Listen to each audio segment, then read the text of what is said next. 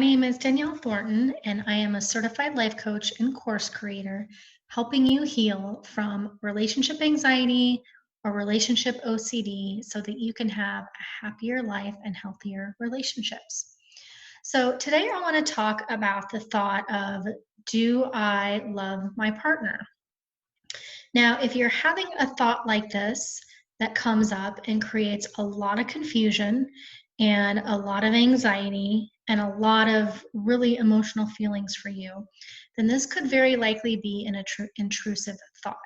And intrusive thoughts are really common with anybody who suffers from anxiety, but definitely someone who suffers from OCD, and more specifically around relationships, relationship OCD. The thing to remember is that we all get crazy random thoughts, right? But when someone doesn't really have a lot of anxiety or does not have OCD, they're able to just notice the thought and let it go. If you are prone to anxiety or you have OCD, then these thoughts can cause a lot of discomfort and a lot of confusion in your life. Okay, it seems like sometimes it's hard to let go. You really might get hooked into this thought, and then it'll create a lot of discomfort because it may not be in line with what you really want, or how you really feel, and it causes a lot of confusion. And so for some people, this may seem to come totally out of the blue, maybe somewhere in the middle of your relationship. For others, it may have kind of already been there, background, and it may have started, towards the beginning of the relationship. It's really different for everybody. But the thing to remember is that we are not our thoughts. Okay. So people who suffer from anxiety and relationship OCD tend to think that all of our thoughts are true. They tend to really struggle with certain thoughts that they get that pop in their heads, and they really get hooked into them. The reality is we all have thoughts all the time. Sometimes we put some thought and effort into those, and then sometimes we don't. But when you're prone to relationship anxiety or relationship OCD, these thoughts can cause a lot of discomfort. Okay. Now, if you didn't have anxiety or you didn't suffer from relationship OCD and you started to actually question your feelings for your partner, what would happen is it may cause a tiny bit of discomfort, but it's not going to cause the amount of discomfort that someone with anxiety or relationship OCD experiences. So that's something that to really, really remember. If it's causing you a lot of discomfort and confusion in your life, then it's probably due to fear and anxiety. Because if someone isn't experiencing those things, then, and they had, the realization that they didn't love their partner anymore, they might feel a little bit sad, but they're not going to have the confusion and the discomfort with the fact that they, are going to end their relationship.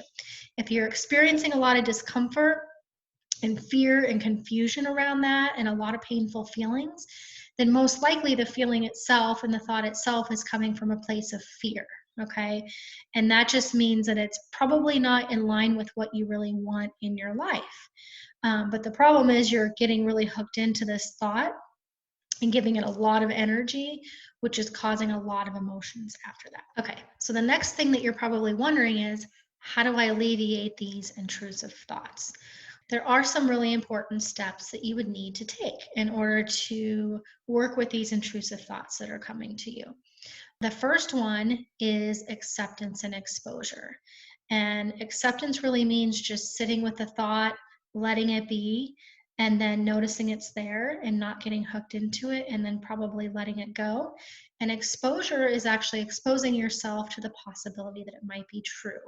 And if you suffer from anxiety or OCD, this can be really scary at first, because the last thing that you want is for that thing to actually be true, because it's probably not in line with what you really want. But the important thing is that you habituate yourself to these possibilities. That's the psychological term of getting used to that thought, which lessens the fear and it lessens the emotion that's attached to that. So those are really, really crucial.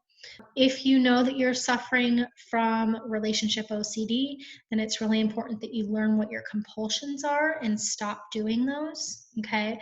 Because those compulsions are temporarily relieving your anxiety, but they're actually making it worse in the long run, because these temporary compulsions that you have alleviate the symptoms in the moment, but they're not really getting to the root of the problem. The next thing that you want to do is learn your unhealthy limiting beliefs and really start working with those and rewriting those, because those are really going on a subconscious level that's driving a lot of your behavior, because it's our beliefs that really drive our perceptions and our behavior. The next thing that you want to do is really work on building a strong sense of self.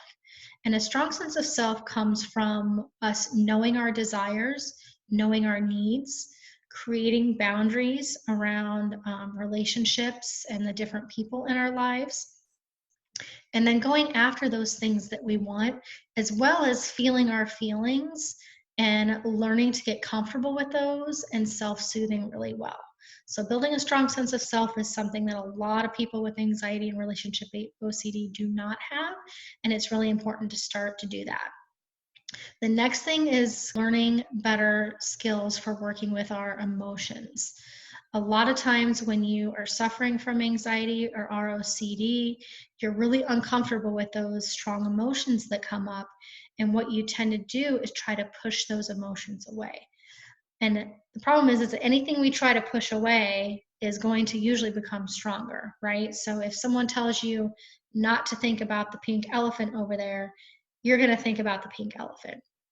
The other thing is our emotions are really a part of us. They're there to teach us something. They're there to tell us something about ourselves.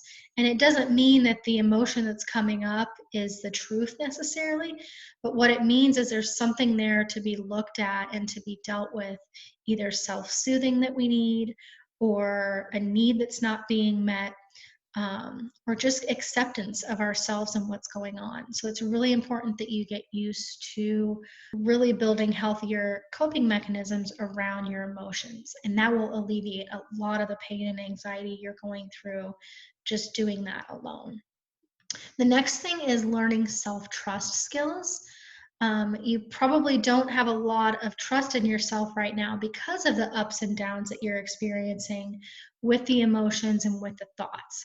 So learning really how to trust yourself and tune into what's going on is going to be really crucial. And it seems really difficult at first when you're experiencing a lot of these symptoms of high anxiety or OCD, but you really can learn to figure out what's fear and what's really you. As you start to build that relationship with yourself, you're going to start to learn that, and then you'll really start to develop that relationship and learn to trust yourself more.